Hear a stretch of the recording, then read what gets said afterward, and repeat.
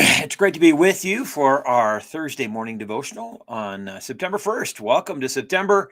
I can't believe we're here already. My name is Jeff Huber. I'm lead pastor at Summit Church. And as we gather each week, we try to read some scripture and think about what that might mean for our lives today. And today we're going to continue looking at the life of David and see how there are so many parallels in many ways between David's life and our life. And one of the reasons he's just this huge figure in the scriptures.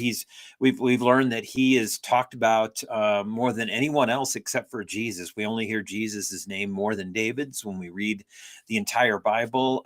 So much of really the life of Jesus is rooted in Judaism, which really finds its kind of pinnacle in David. And Jesus is talked about as being from the lineage of David. Jesus reads and says a lot of the Psalms that David wrote. Even some of the last words Jesus says from the cross are from David. So there's this connection between them that we see, even though they're very different people, very much.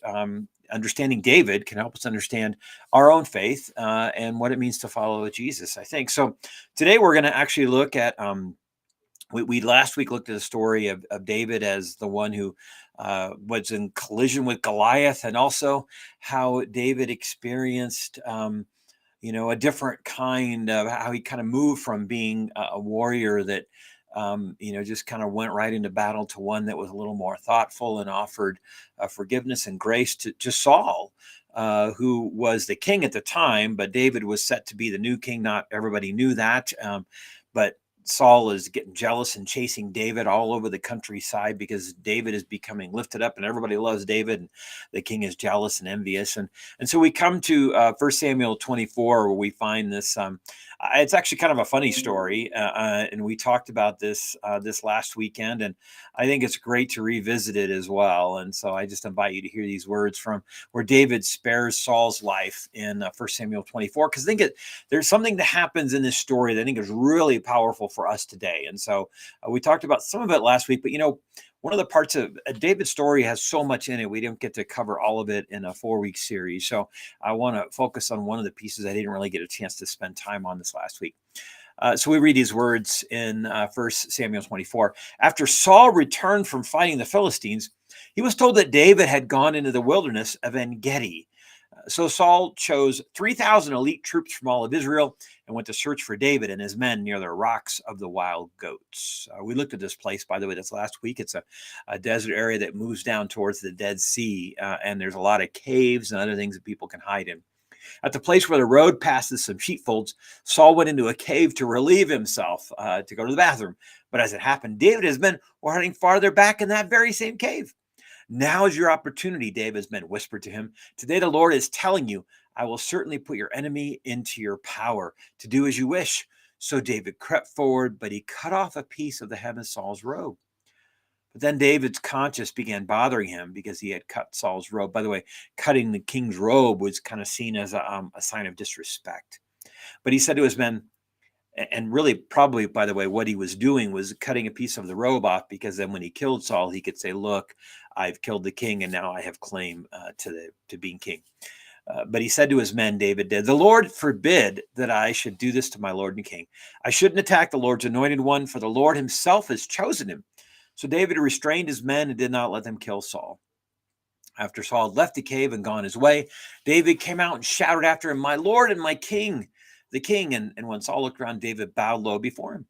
Then he shouted to Saul, why do you listen to the people who say I am trying to harm you? This very day you can see with your own eyes it isn't true. For the Lord placed you at my mercy back there in the cave. Some of my men told me to kill you, but I spared you. For I said, I will never harm the king. He is the Lord's anointed one. Look, my father, at what I have in my hand.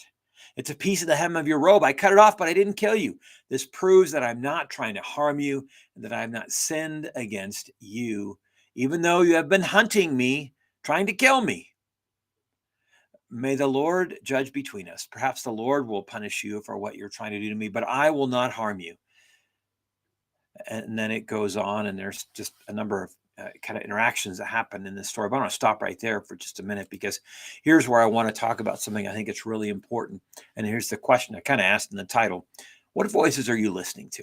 I mean, David was being encouraged to listen to the voices of his men to kill the king. King Saul, was listening to the voices of people saying, David is your enemy, go and kill him. And here's what we see happening, by the way, all over in today's world. We are listening to all kinds of voices instead of listening for God's voice. We're listening to, we get to watching certain news feeds or reading certain things or listening to certain things. And it just begins to, once again, overwhelm us. I was visiting recently with someone who was telling me about how they're really struggling in their marriage. And one of the hard things is they keep listening to a lot of friends who have, well, their marriages haven't made it. They're getting divorced. And he was saying, maybe I should find some other people to talk to because he really wants his marriage to work. And I said, yeah, it really, really makes a difference what voices you listen to. What voices are you listening to? Here's the question I would ask you. What voices are you listening to today? Are you listening to voices that encourage and lift up and focus on hope and what God might be longing to do, not only in your life and your heart, but in the world around us? Are we listening to the political voices of just one side all the time that are trying to tell us that the other side is evil? By the way, this story has a lot of parallels today, because you have all these voices telling David, Saul is the enemy, he's horrible. All these people telling Saul, David is the enemy, he's horrible. And yet they're on the same side. They're in the same, they're leading the same nation. They could be a powerful duo together, but instead they're literally pitted against each other by a lot of the voices. Sometimes it's the voices in their own head telling them that they're more important. What we're going to learn this week is what happens to David when he eventually becomes king, and how the power goes to his head. By the way, power, money, all these things, they go to our heads, and we start listening to the same voices that become smaller and smaller and narrower, and we live in an echo chamber. Pretty soon we've made enemies out of people that are supposed to be our neighbors and our friends, fellow people who are part of the same nation that we are, our same neighborhood, even our same church. So here's what I want to encourage you to do. Are you willing to, one of the things we talked about this last week is how David begins to get a different perspective when he steps back deeper into the cave and he sees maybe a bigger picture, and he decides, killing Saul isn't the best thing, making this person my enemy. And instead he responds differently. And we talked about how one of the things that David learned, David, when he fights Goliath, has a different perspective than everyone else. We talked this last week about how maybe giants aren't as big as we think they are. I mean, for David, Goliath didn't seem that big because he was looking at the whole problem from a radically different perspective. A lot of times the giants in our lives are not as powerful as we think, but we're listening to all these other, sometimes we're listening to own voices in our head that are trying to convince us that we can never make it, we can't get through.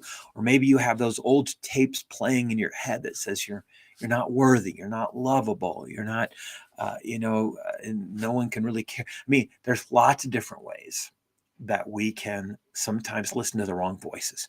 So which voices are you listening to? One of the things I try to remind you each week is your pastor in some way, shape, or form, either in the devotional and preaching, and our time together in worship, is that God made you to love you. And that's true not only of you, but the people around you. God made humanity and said, it says in Genesis, we were very good. One of the only things very good that God created were humans, and he created us to love us, to be in relationship with us. Are we listening to his voice? I mean, one of the things that we see in David that is meant to be something we're meant to emulate is he was a man after God's own heart. That he understood God was his shepherd, that would take care of him. And do we understand? Are we listening to that voice? By the way, the only way to really do that is to every day begin, with kind of a simple prayer. God, I belong to you. We get up every morning and say, God, I belong. You're going to have a lot of voices throughout the day telling you that, a lot of false things about yourself and about other people and the world around you, trying to make other people into enemies. Now, does that mean we shouldn't have critical conversations and we shouldn't have opinions? No, I'm not saying that. What I'm saying is that let's not think that we have all the answers and have it all figured out, because by the way, once David moves from being humble and listening to God's voice to listening to his own voice. That's when we're going to learn this week. And that's when trouble really starts for David. And we see his life begin to unravel. And that can happen for us too. And so, once again, I just ask you this simple question: what voices are you listening to? One of the reasons we do these daily devotionals is to encourage you to listen to another voice. Listen to a voice that might encourage, lift up, help you know who God is and how God's at work in your life. I was talking recently to someone that was really struggling in their family, especially with their parents. And one of the things that they were struggling with is they were getting advice from some people that I think the advice was not always very helpful. I think it's really good to draw boundaries, and it's good to be clear what you're willing to do, what you're not willing to do. But one of the things I just reminded them of is your family will be your family your whole life, whether you like it or not. And so it doesn't mean you have to, allow them to mistreat you or put yourself in a place where you can get hurt. But I think there are different voices we can listen to sometimes. That's why it's good to have a good counselor, someone who can really help you think through things if you're going through a real time of deep crisis. I was talking recently to someone who was dealing with depression and anxiety, and in particular, was having, had some suicidal thoughts in the past. And one of the things we often talk about in those moments is, what voices are you listening to? Can we help you find some other voices? Like, we find that little pinprick in the middle of the darkness that maybe will give some light. Are there people that you can be around who will lift you up and encourage you? Or are you, which news feeds are you listening to? Or when you get on social media and others, do you look for stories about good and beautiful things, or do you end up getting sucked into that wormhole? I was reading this last week about another big piece of research about bots. I don't know if you've heard of bots before, but BOTS. Bots are these things that are literally created, these algorithms that are created to suck us in and to get us to listen to the same news feed over and over, and get us anxious and worried, so we keep going back over and over. Part of our challenge is to step out of that and say, now, what voices do I really want to listen to? These voices? Are these the voices I want? Or am I willing to come back and listen to God's voice?